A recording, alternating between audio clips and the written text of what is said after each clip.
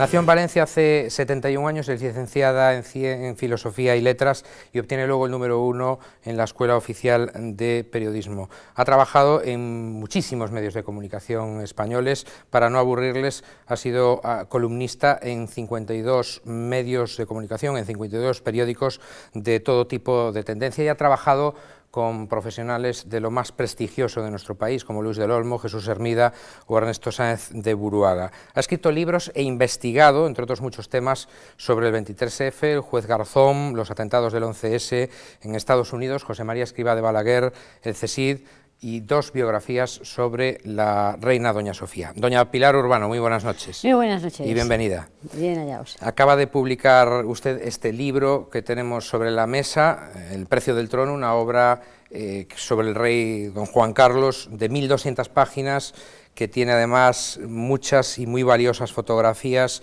me imagino que algunas de ellas guardadas por usted celosamente durante mucho tiempo, 961 fuentes, nada menos, 837 notas. ¿Tú has contado? En fin, lo hemos contabilizado. Una obra, en fin, que va a ser imprescindible, yo creo, para entender la historia de España en ese periodo entre 1931 y 1976, cuando empieza a reinar don Juan Carlos.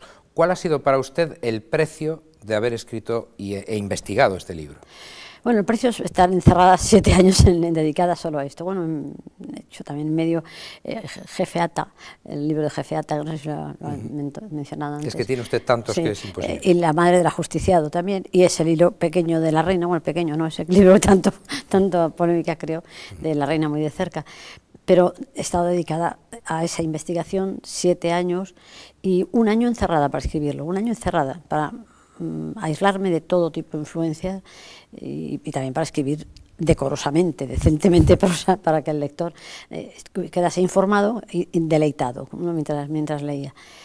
Precio, al contrario, yo he aprendido mucho. O sea, para mí ha sido muy rentable ese libro. Aunque no lo hubiese publicado, he aprendido tanto. Tenía yo por lo menos tantas lagunas históricas. Yo sabía, bueno, si esto yo no lo sé, mis lectores, a los que les he dado diariamente información durante tantos años, tampoco lo saben. Si no está en las hemerotecas, yo no lo sé, ellos tampoco lo saben. Si estos documentos los tengo por primera vez, ellos no los conocen. Es imposible. Entonces, si hay zonas de sombra para una persona que está desde siempre en el periodismo diario, ¿no? Y pues hay zonas de sombra para el que recibe el periódico, ¿no?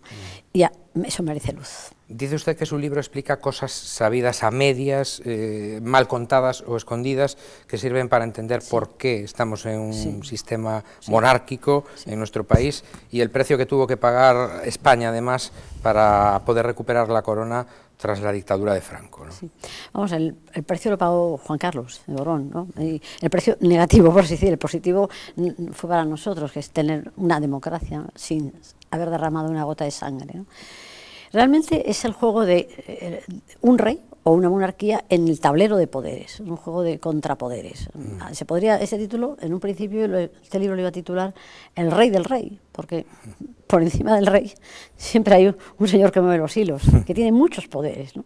Que en este caso, además, no es un fantasma, tiene nombre y apellido. O sea, es el presidente de la Casa Blanca, sea el presidente de los Estados Unidos, sea Nixon, sea Gerald Ford, en este caso, o sea, Bush, y luego un segundo escalón, pero poderosísimo y muy activo, muy dinámico, que es Henry Kissinger, ¿no? Está ahí de jefe del Departamento de Estado, del Consejo Nacional de Seguridad, de la CIA, del Bilderberg Group, del Consejo National of Foreign Relations y de la Trilateral, entonces, y del lobby judío. Entonces dices, bueno, y este señor actuando muy directamente en lo que a mí me importa, que no es Irán ni Irak, en ese momento me importa sobre cómo se recupera el trono en la persona de Juan Carlos, ¿no? Entonces, una de las cosas importantes que se descubren ahí es ver que la interdependencia esa, ¿no? Que realmente somos una pieza en un tablero. Alfonso de Borbón-Dampierre, o sea, el primo de don Juan Carlos, era el favorito para hacerse con el trono de los falangistas, del llamado clan del Pardo, de mucha gente, y además estaba casado con la nieta de Franco. Siempre me he preguntado por qué el caudillo había apostado por don Juan Carlos, porque además cuenta usted en su libro, durante su infancia y durante su juventud, varios de sus compañeros opinaban del rey que era un joven atolondrado, superficial y muy poco centrado. Sí, poco estudioso.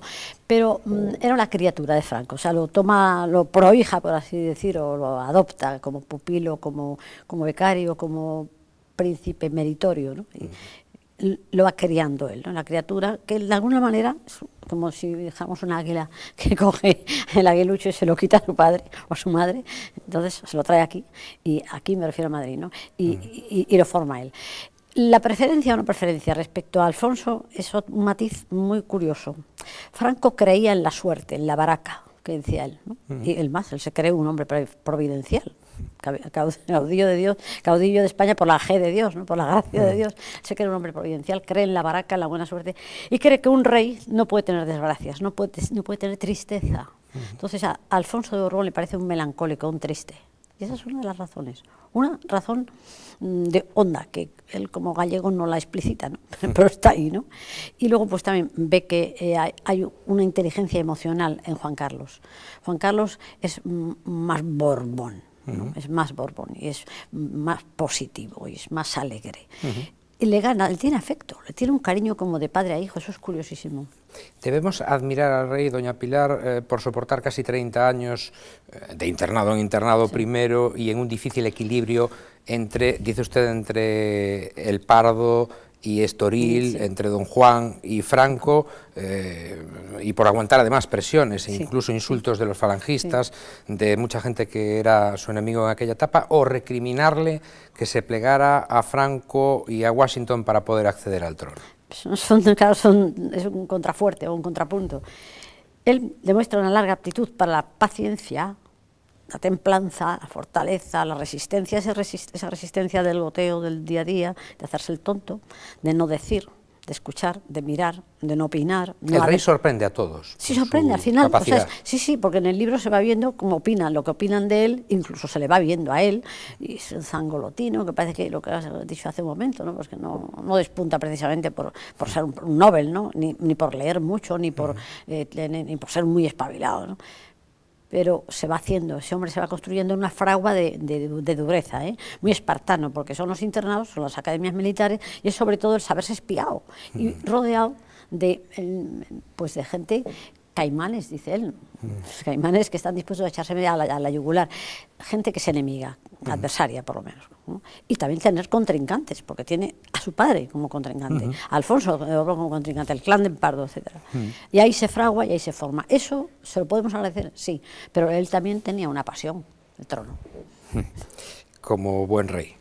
Dedica usted bastantes líneas a Alfonso XIII, al abuelo del rey don Juan Carlos, que no queda precisamente en buen lugar, apoyó a Franco incluso económicamente en su golpe de Estado, le ayuda a sublevarse, en su sublevación, y a consigue el apoyo de Mussolini, además. Bueno, claro, él está en Italia y entonces lo pide a Mussolini, primero va a Venecia, al Palacio Ducal, y lo hablan, en un golpe de Estado, que le apoya, un golpe de Estado contra la República, para recuperar la monarquía, es lo que quiere Alfonso XIII.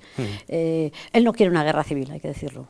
Se ha ido de España y ha dejado el trono para que no haya enfrentamientos entre españoles. Eso es su último manifiesto, españoles, tal. Luego, si me recuerdas, te contaré una cosa de españoles del niño de Juanito, a propósito de los manifiestos de los reyes. Pero luego que Franco no da un guantelazo, no da un golpe rápido, sino que derrama a España en un enfrentamiento cainita, ¿no? Y entonces Alfonso XIII lo lamenta, pero lo ha financiado, y ha financiado también la guerra. Y no queda bien. Que después se da cuenta, entre otras cosas porque don Juan Carlos se lo dice también, don Juan, perdón, se lo dice, que el gallego que no te quiere, se ve traicionado por Franco. Él, hay un momento ya en el último parte de la España, la guerra, cautivo y derrotado, ha conseguido los últimos objetivos, la guerra española es la guerra terminada. El manifiesto de Burgos. Sí, ese final, efectivamente de Burgos, no se lo transmite, no le da parte de eso al rey Alfonso XIII. Entonces, cenando esa noche en la suite que tiene el Gran Hotel de Roma, la infanta Crista, o sea, la hija de Alfonso XIII, la hermana de don Juan, dice: papá, desengáñate, el gallego no cuenta contigo. Hay una anécdota que me divierte mucho, creo que es en la página 27 de su libro, de su enorme libro, en la que relata usted la anécdota de Alfonso XIII, que había ido al cine con su nuera, sí, cuando la nuera rompe aguas, sí, y se pone de parto. Don Juan estaba en una cacería y Alfonso XIII... La nuera es María de las Mercedes, que es la madre de Juanito, sí. María, aparece, sí, usted la refleja como María en su libro, y la llegada de Don Juan después, cuando don Juan Carlos ya ha nacido, y la broma que le hace Alfonso XIII. Eso es muy divertido, sí, porque claro, Juan está de cacería o de lo que sea, ¿no? Haciéndole medio ver que el niño es negro, sí, que no es suyo. Mira, le lleva, y pone muy circunspecto a Alfonso XIII, que tenía mucho sentido de humor, muy bromista, y ir a la incubadora, y había un niñito negrito, y dice, ese es. Juan dice, eso no es mío. Y le aguanta unos minutos la broma. Y dice, pues mira, tal. Y luego dice, pues no te creas que el tuyo es más guapo, ¿eh? El tuyo es Juan Carlos. Dice, y luego le dice pelón, con ojos pelón, saltones. mamón, ojos saltones, es otomesino. Y su propia madre, de María, dice, y más feo que un dolor. Y a ver si viene la abuela al bautizo. ¿Confirma usted la teoría de que Franco sí pactó en su libro con Hitler, a pesar de la charada aquella del tren de Hendaya, que además tuvo incluso Photoshop de la época, con aquel símbolo nazi? Sí, Franco llevaba la condecoración de la Legión la Legión, el Águila, la Legión del Águila, que se había dado Hitler, y en las fotografías de la agencia EFE, y hasta hoy, hasta la fecha de hoy, aparece con la medalla militar individual, sin la laureada, porque claro, tanto ya no se podía cambiar ahí. Y luego, pero esa misma Photoshop ya lo hacían, y lo doy también en el libro alguna foto. Franco era bajito, de estatura, el pedestal, como yo, en la Plaza de pero Oriente. Se asomaba a la Plaza de Oriente, el balcón no llegaba, entonces al pretil del balcón y le ponían un banquito. Cosa que no se veía en las fotos oficiales. Cortaban por la bota. Pero decía que, confirma usted la teoría de que Franco sí pactó con Hitler, aportó armamento, minerales, de eso sabemos mucho en Galicia. Yo no confirmo ninguna teoría, yo es que he encontrado el documento del Pacto de Acero, que lo encontraron los ingleses. Forma de confirmarlo. Claro, lo encontraron los ingleses, porque aquí desapareció, aquí se hizo el mito de que Franco había toreado a Hitler y no había firmado. Firmó y en pijama. A esa misma noche, de madrugada, en Ayete, que es donde había ido a pernoctar, llegó el barón de las Torres, que era el embajador, dijo que ellos están indignados. Porque Hitler lo saca de la cama, prácticamente. Sí, no Hitler en persona, Hitler envía al embajador español y dice, tienen que firmar. Y entonces Franco a Serrano Suñer, que es el ministro de Exteriores, le hace que firme. Pero desaparece ese documento, los camotea Franco durante toda su vida. Y al terminar la Guerra Mundial, los ingleses, el emisario británico, analiza, requisa todo lo que hay en la presidencia de Alemania, una vez ha caído ya el Tercer Reich, y entre los documentos, entre los muchos documentos, aparece ese pacto, que sí que lo firma, el Pacto de Acero, con los fascistas y nazis, y otro pacto secreto con los aliados, con Roosevelt. Es decir, que el inteligentísimo gallego Franco había jugado con a los dos bandos. Sí. Decía que de eso sabemos mucho en Galicia, porque aparte de aportar armamento, aportó minerales. Y de Galicia se llevaron una parte importante de wolframio, entre otros lugares de Lugo. Una de las averiguaciones... Y uranio también se llevaron, no de aquí, pero uranio. Sí, pero en Galicia wolframio. Una de las averiguaciones más importantes de su libro, una investigación que creo que le llevó a usted en torno a 10 años, es la participación de la CIA en el asesinato de Carrero Blanco. Sí, ese es un tema importante, sí. Es un tema importante porque es... Y delicado. Sí, delicado, peligroso de investigar, porque claro, estamos hablando de la CIA, no son 4 pelaos que actúan por su cuenta, no son 4 pistoleros, son unos mandados que a lo mejor los trabajos más sucios, más negros, los marrones, no los hacen ellos, los encargan a su vez a unos sicarios, tanto en Chile como en Chipre, vamos. Pero ellos son mandados de una alta potencia, de la gran potencia, ¿no? Dependen, acabamos de decir, el señor Kissinger, de quién dependen, y de Nixon, aunque hay cosas que se puenteaban entre ellos, entre Nixon, yo también cuento algún puenteo ahí de Nixon y de Kissinger, Nixon enviando unos mensajes a Franco diciendo, pero luego le dice Verno Mortes, pero bueno, cuando venga se lo dicta a mi secretaria, sin despachar con Kissinger. O sea que ellos entre sí también tenían puenteos, ¿no? Y sus juegos de poder. Confieso que a mí también me sobrecogió el capítulo en donde narra usted cómo don Juan Carlos acaba con la vida de su hermano Alfonsito por un disparo fortuito en la villa de Estoril, creo que fue. Villa Giralda, la frase de don Juan me sobrecoge todavía mucho más, cuando le dice a don Juan Carlos, júrame que no lo has hecho a propósito. Eso es lo que también a ella le sobrecogió. En su momento se dijo que don Juan Carlos podía haberlo matado a propósito, pero eso es una barbaridad, ¿no? Yo creo que es una frase muy desafortunada, verdadera, pero muy desafortunada, que don Juan inmediatamente se arrepentiría, me imagino. No tengo que hacer gran esfuerzo, conociendo la generosidad de corazón y de alma de don Juan. Y también los rapports que tenía inmediatos, ¿no? Entonces, sí que había una celotipia entre hermanos y eso, pero bueno, ahí estaban jugando a tebeos, que es lo curioso. Antes, por quitar un poco del dramatismo, es dramática, es escena dramática, por quitar un poquito de dramatismo, cuando han dicho, a propósito de españoles y de los manifiestos. En la juventud. Claro, Juan Carlos, de pequeño, le leían, oía lo del manifiesto de su padre en Estoril, donde estaba españoles, no sé qué, el manifiesto de su padre en Lozán, españoles, luego los discursos de Franco, españoles. Hay un momento en que él está en las Jarillas, aquí ya estudiando de pequeño, y escribe una carta a su familia, la he visto, tengo la carta esa, y empieza, españoles. Como si fuera ya rey. Solo tengo una corbata y está manchada, enviarme otra que tenga la bandera española. Lo he leído, y está muy divertido. El rey dijo de don Juan, mi padre nunca fue mi amigo, tampoco fue mi enemigo, fue él siempre mi más noble y leal contrincante. ¿Le reprochaba a don Juan la infancia que le hizo pasar, o al contrario el padre se sentía molesto con él y de ahí venía esa tensión que hubo al final de la etapa de don Juan?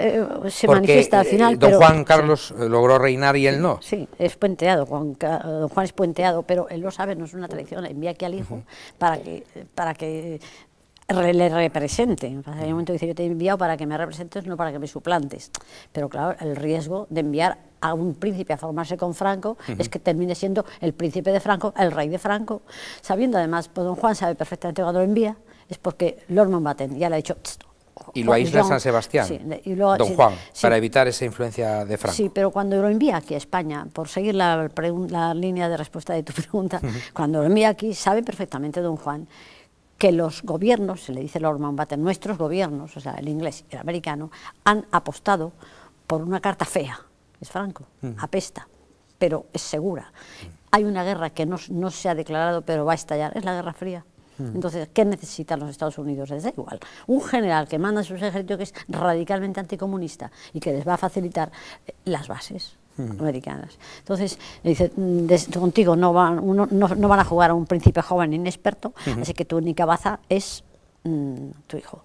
Y envía a Juanito, porque don Juan hasta ese momento ha estado con la ingenua esperanza de que podía ser, incluso Churchill le llega a felicitar, ¿no? Le llamaba por teléfono, congratulations. Dándolo por rey.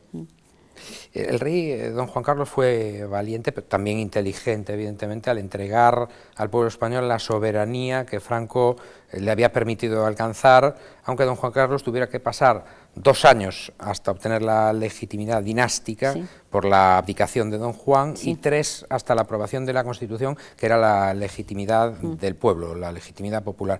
Me temo que este era el enésimo riesgo que corría don Juan Carlos. ¿Estamos siendo ingratos los españoles con nuestro rey? Sí, porque nosotros ahora podríamos haber sido una dictadura. A los americanos les daba igual. Insisto en los americanos porque es de quienes dependíamos. Entonces, Franco sí que había elegido un reino y un príncipe, pero no era partidario de la democracia. Juan Carlos podía haber, por dependencia con los Estados Unidos, Juan Carlos podía no haber reinado, y Juan Carlos también podía haber cedido a las presiones brutales de quienes tenían el poder, que era todo el búnker. Es decir, que ¿quién no quería aquí la dictadura? O dicho de otro modo, ¿quién quería aquí la democracia? Aquí nadie, estaban fuera, estaban en el exilio. O sea, los vencidos estaban fuera.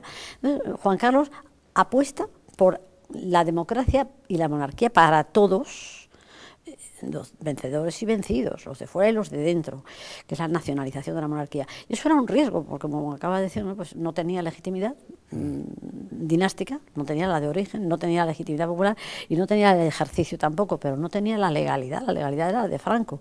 Y él la entierra y se queda en el aire. Es decir, pero los españoles olvidamos muy pronto. Bueno, ahora mismo estamos que si Urdangarín, que si no sé qué, o si doña Leticia tiene unos tacones muy altos, si Felipe nos gusta o no nos gusta, o que si tiene poco sentido del humor. Bueno, a lo mejor tiene un sentido del humor que no conocemos, muy socarrón, ¿no? Pero... Hablando no de humor, doña Pilar, sino de amor, el episodio en el que narra su amor, el de don Juan Juan Carlos por Olgina Nicolis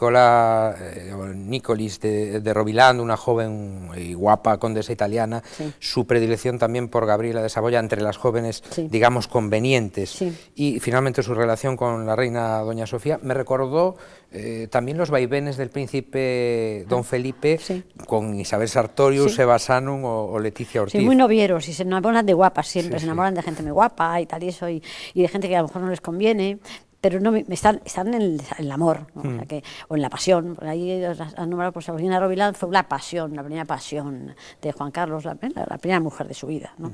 No la más importante, la primera mujer con la que tiene un carteo, se conservan por lo menos 47 cartas, ¿no? Pero era muy joven. Bueno, don Juan Carlos. Sobre todo que es que ella era plebeya, era una noble, era nobleza italiana, que das una patada así salen princesas, ¿no? No convenía. Y eso decía yo, él ya se lo dice en las cartas, yo a ti, a la que quiero es a ti, a la que quiero es a ti, pero yo, mi deber, no voy a poder casarme contigo, eso lo está diciendo, ¿no? Luego podía haberse casado con Gabriela, pero ella no estaba tan enamorada como él. Él sí que estuvo ahí un amor romántico loco, no lloraba. ¿Y usted cree que el rey don Juan Carlos se casó enamorado de doña Sofía? Bueno, yo le pregunté esto y yo le pregunté más provocativamente, le dije, apasionadamente enamorado.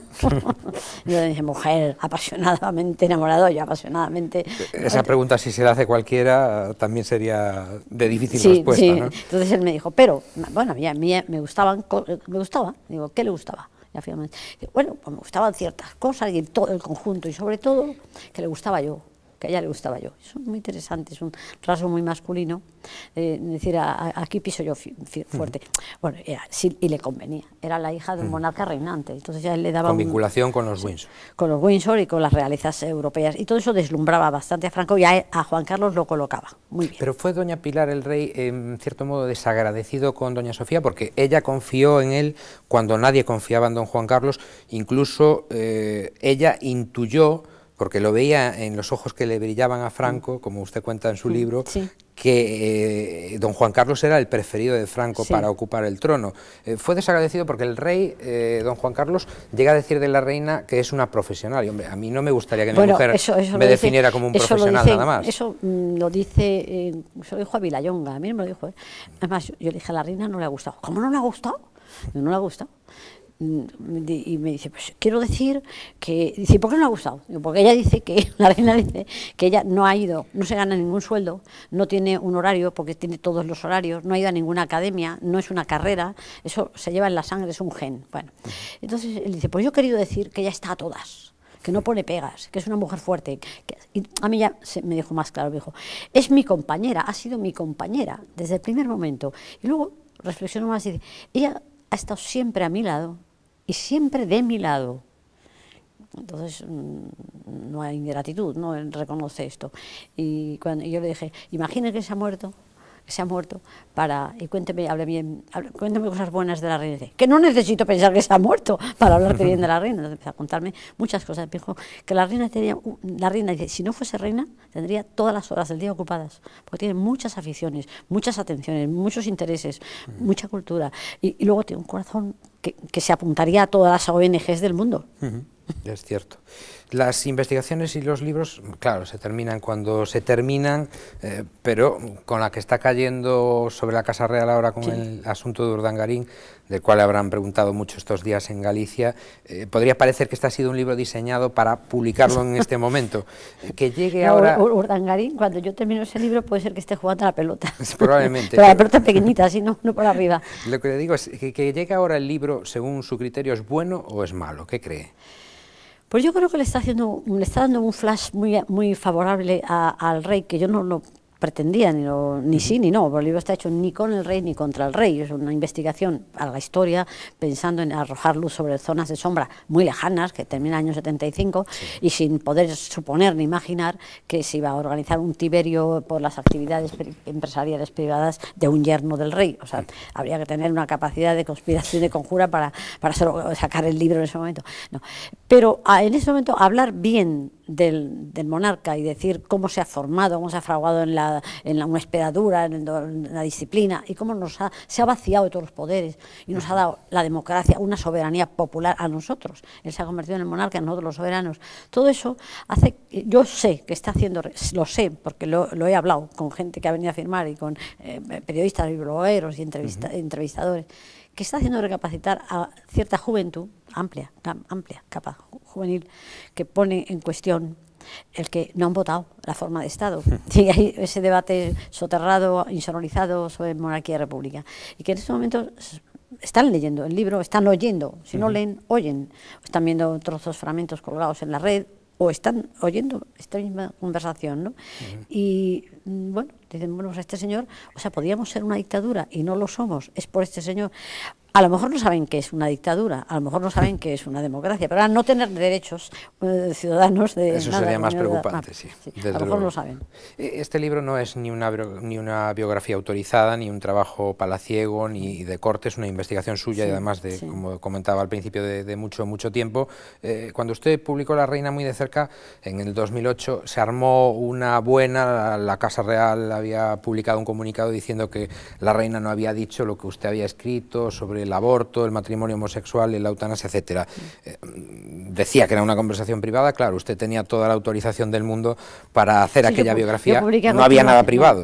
A continuación publiqué el mismo libro de la Reina con 80 páginas más, que era Secretos en mi escritorio, y entonces ahí daba cómo hicimos la Reina y yo este libro, pero eso lo daba documentado, entre otras cosas daba todo el listado de emails, sin los textos por supuesto, todos los listados, ese listado automático revelador policial de los emails, donde viene hasta el clip si has enviado documento adjunto, con fechas, de Zarzuela a mí, de Mía Zarzuela durante 6 meses. El making of del libro. Es el making of. Y las cartas donde se me citaba para que acudiera, ya que tenía la cita con la Reina, etcétera, etcétera, etcétera. Y las portadas que la Reina había censurado, no, elegido. Yo le había enviado 8 para elegir a una y eligió la que salió. Los títulos, las galeradas, la única errata que había, errata no, palabra censurada, ¿no? Una bobadita, pero bueno, de mi mundo, una palabra francesa que no le pareció bien que se la atribuyera a los ingleses. Lo que quiso se cambió. Ella había leído y su staff, su secretaría habían leído y autorizado con suficiente antelación el libro, igual que el anterior. Pero en este caso, en El precio del trono, ¿ha habido alguna reacción de la Casa Real o es demasiado pronto? Bueno, yo creo que están con otro fuego, ¿no? Otro ardor, ¿no? Pero mi impresión es que, bueno, los reyes no agradecen ni rechazan, ¿no? Pero sí que, no, yo no he enviado galeradas porque yo no he hecho este libro ni con el rey ni contra el rey. Pero hay una cosa que me gustaría matizar. Ha dicho, cuando en el libro de la Reina hubo un comunicado, no hubo ningún comunicado, ¿eh? Vamos allá, creo que es allá de decir las cosas claras. Eso es lo que publicaron los periódicos. Hubo algo parecido a lo que Urdangarín ha hecho con la agencia EFE, coger el teléfono y deslizar una cosa de la que no tenemos el texto exacto, ¿eh? Bueno, pues entonces un jefe de prensa desde El Salvador, un jefe de prensa de la Zarzuela, hizo un comunicado, ¿no? Un comentario a la agencia EFE, que la agencia EFE reflejó, trasladó en un teletipo, posiblemente tal como lo recibió, ¿no? Bien, aquí se tomó como un comunicado y tuvo que venir una periodista americana, el New York Times, que hace lo que hacen los americanos, y mirar al principio al origen. Llamar por teléfono a Zarzuela, me dice, ¿me pueden ustedes dar el comunicado? Y en Zarzuela dicen, no ha habido tal comunicado. Pero es que yo hice lo mismo la misma noche en que dijeron que estaba el comunicado. Llamé lo primero, 91, 244, tal, 25, tal. Llamé a prensa y llamé a secretaría. Estaba en El Salvador, digo, bueno, pues quien se ponga, quien sea, que es esto, ¿es una broma o como que hay un desmentido, un comunicado? No, Pilar, me dijo, no, Pilar, eso no es verdad, aquí no ha salido ningún comunicado. Bueno, ya dicho esto, lo que pasó es que ese señor de prensa, que era González Cebrián, que salió de Zarzuela, ese señor en un momento debió de asustarse, o él, o alguien de cerca de él, o Zapatero, porque el colectivo gay estaba bramando, porque la Reina había dicho lo que dijo. Y había autorizado eso porque leyó las galeradas. Y opina eso, salvo que en este cuarto de hora haya cambiado de opinión. Y se equivocó. El señor de prensa, digo. Claro, porque no me rectificaba a mí, rectificaba a la Reina. Como si la Reina no pudiera opinar eso. Hablando de polémicas, y ya por último, usted ya experimentó en sus carnes en el año 94 la estulticia de parte de eso que llaman progresía, cuando le denunciaron por un artículo en él, creo recordar, que habían calificado como homófobo. Sí.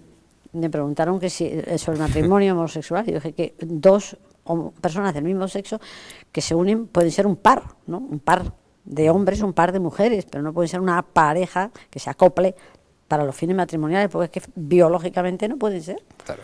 Como no puede ser, bueno, no quiero comparar, no hay más que, es obvio, es fisiológicamente obvio. Sí, sí, está clarísimo. Que es lo mismo que decía la reina, ¿eh?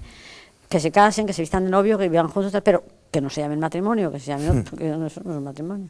Sí, que no es ningún disparate. Doña Pilar Urbano, ha sido un placer que haya estado con nosotros, le agradecemos muchísimo su presencia porque ha tenido muchísimas entrevistas, como no podía ser de otra manera. Pero todas son distintas, ¿eh? Todas distintas. Y todos los públicos distintos también. Espero que, que la nuestra también haya sido diferente. Sí, le esperamos pronto en Galicia. Lo dicho, muchas gracias y hasta una próxima ocasión. Muchísima suerte con el libro. Gracias. Gracias.